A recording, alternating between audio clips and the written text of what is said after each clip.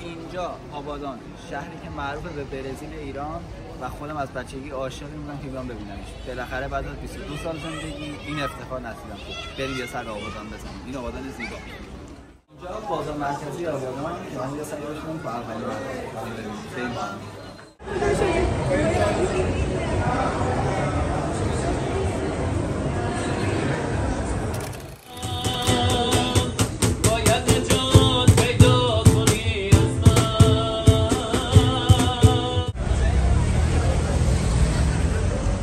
آبادان بیای سمبوسه هاشو نخوری ضرر کردی. فقط تنده.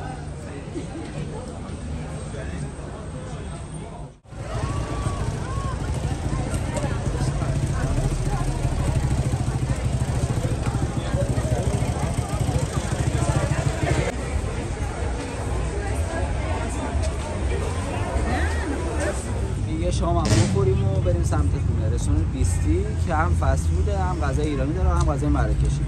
بریم با هم دیگه اینم تجربه کنیم و تمام.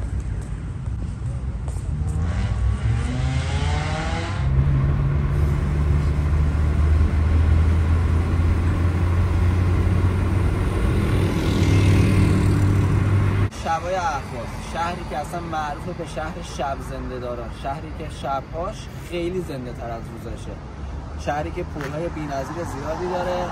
ببینید که خوشم می‌بینید این شهر معروف اصلا به پولش. بریم با هم یه ذره‌اش بهتون نشون بدم.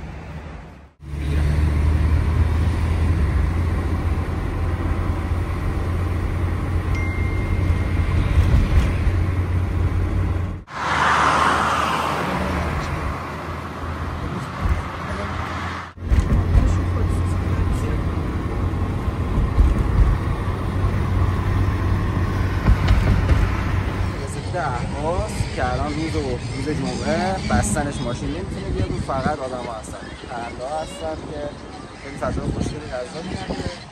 شما قشنگی این پل رو ببینید و لذت ببرید، بی‌نظیر لذت بخشه.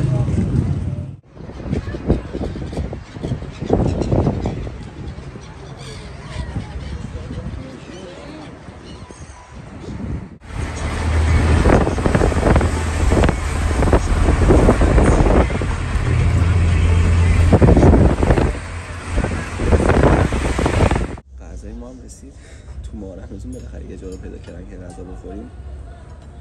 چیز مناسبیه، جای شما خالی.